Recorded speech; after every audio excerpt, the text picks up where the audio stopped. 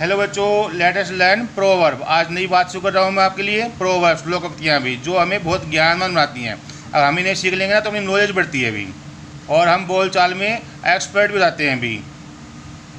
अगर हम प्रोवर्ब्स का प्रयोग करते हैं अपनी भाषा में, लोकोक्तियों का प्रयोग करते हैं अपनी भाषा में, तो अपनी भाषा प्रभावशाली बन जाती है भी। जैसे आवश्यकता आविष्कार की जननी है, necessity is the mother of invention. हम कोई भी काम करते हैं, जब तक हमें ज़रूरत नहीं होती हम उस काम को अच्छी प्रकार से नहीं कर सकते भी।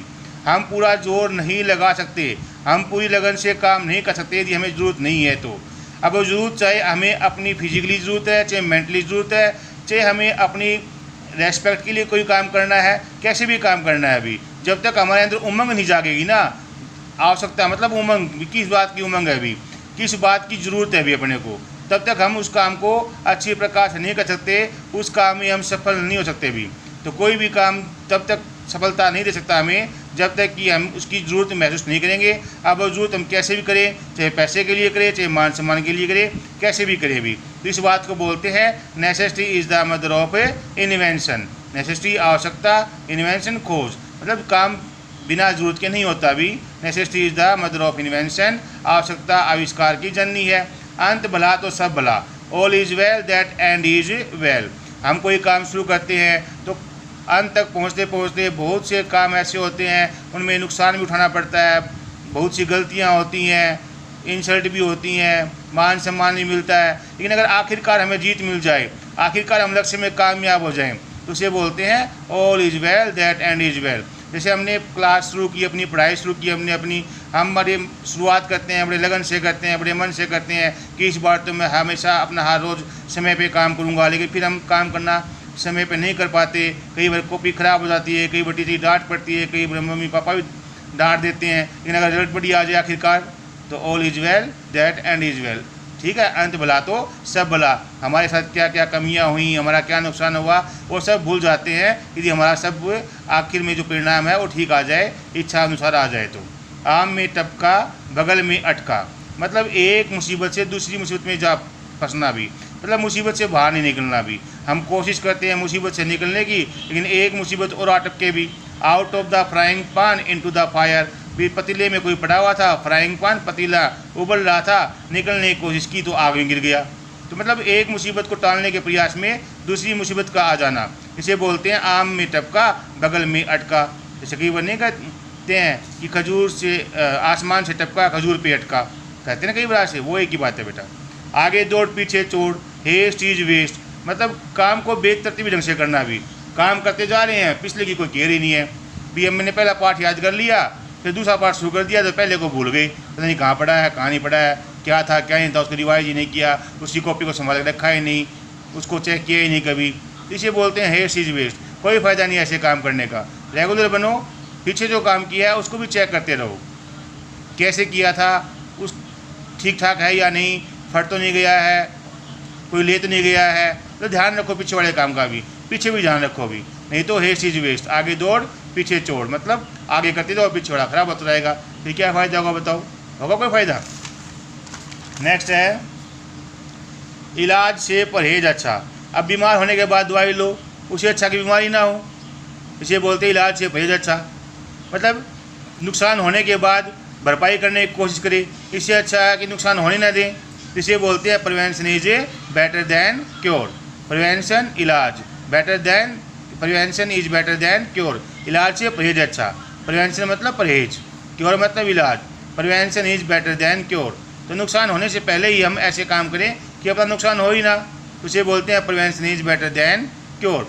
ऊँट के मुँह में जीरा, ए ड्रॉप इनटू द ओशियन, मतलब ज़रूरत तो बहुत ज़्यादा है और मिले थोड़ा सा। अब हमें मान लो कोई काम करना है, उसके लिए बहुत ज़्यादा आदमी चाहिए, बहुत ज़्यादा पैसा चाहिए, और मान लो आदमी चाहिए 100 और अपने पास आदमी आए 2, मतलब रुपये चाहिए 1 लाख और हमें मिले 1000, तो काम चलेगा उससे भी। इसे बोलते हैं ऊँट के मुंह में जीरा, ए ड्रॉप इनटू द ओशियन, समुद्र में एक बूंद डाल दो, फर्क पड़ेगा कुछ? पड़ेगा क्या? तो ऐसी हेल्प का कोई फ़ायदा नहीं है अभी। मतलब कई लोग होते हैं दिखावा करने का, हम आपकी हेल्प करना चाहते हैं और हेल्प करते नहीं हैं। भी हेल्प तो हमें चाहिए बहुत ज़्यादा, और लेके आए हमें भूख लगी हुई है 6 रोटी की, और हमें कोई देता है 1 गिलास पानी, कहता है मैंने उसको पानी पिलाया, मदद की, तो क्या मदद हुई हो? तो ऐसे कुछ लोग होते हैं दिखावा करने का भी, उसे बोलते हैं ए ड्रॉप इनटू द ओशियन। एक हाथ से थाली नहीं बजती भी, एक हाथ से ताली नहीं बजती, तो एक हाथ से ताली नहीं बजती। It takes two to make row, पंक्ति लाइन बनने के लिए क्या एक आदमी से लाइन बन जाएगी भी? 1 2 3 4 5 6 10 20, यानी एक से ज़्यादा खड़े होंगे तो लाइन बनेगी ना। तो it takes to make row, line बनने के लिए कम से कम 2 तो चाहिए भी। तो झगड़ा कभी भी एक तरफा नहीं होता भी, झगड़े में दोनों गलती कोई ना कोई होती है भी, एक की ज़्यादा हो जाएगी एक की कम हो जाएगी। लेकिन ये मान लें कि झगड़ा बेकारण हो गया या एक के कारण हो गया, ऐसा नहीं होता। तो इट टेक्स टू मेक रो। एक पंथ दो काज, मतलब भी एक तीर से 2 निशाने साधना भी, मतलब काम एक कर रहे हैं, कोशिश हमारी एक करने की थी और काम 2 हो जाएं, उसे बोलते हैं एक पंथ 2 काज। आम के आम गुठलियों के दाम भी। To kill 2 birds with 1 stone, पत्थर एक फेंका और 2 पक्षियों का शिकार हो गया, मतलब एक काम करने का प्रयास किया था और 2 काम हो गए, जिसे बोलते हैं एक पंथ 2 काज, आम के आम गुठलियों के दाम। To kill 2 birds with 1 stone, to kill 2 birds with 1 stone. एक चुप सो सुख, साइलेंस इज़ द बेस्ट, चुप्पी से बड़ा सुख तो कोई नहीं है भी। अगर कोई कितना ही भोगता हो भी, कोई कितना ही गाली गलौज करता हो, कोई कितना ही लड़ाई करता हो, यदि हम चुप रहेंगे ना तो नुकसान किसका होगा? एनर्जी वेस्ट किसकी होगी? बोलने वाले की ना। तो चुप्पी से बढ़ के तो कोई सुख है ही नहीं भी। साइलेंस इज़ द बेस्ट, चुप्पी सबसे बढ़िया है अभी। ऊंची दुकान फीका पकवान, मच क्राई लिटिल बुल, जैसे जो भेड़ होती है ना, भेड़ उसकी ऊन काटते हैं, जब सफ़ेद जो गडरी होती हैं ऊन काटते हैं तो भेड़ चिल्लाती है, मैं टह टह करती है अभी। तो मच क्राई लिटिल बुल, यानी भेड़ चिल्ला तो बहुत रही है और ऊन थोड़ी सी दे रही है, मतलब शरीर पर ऊन तो है नहीं और चह चह ज़्यादा कर रही है।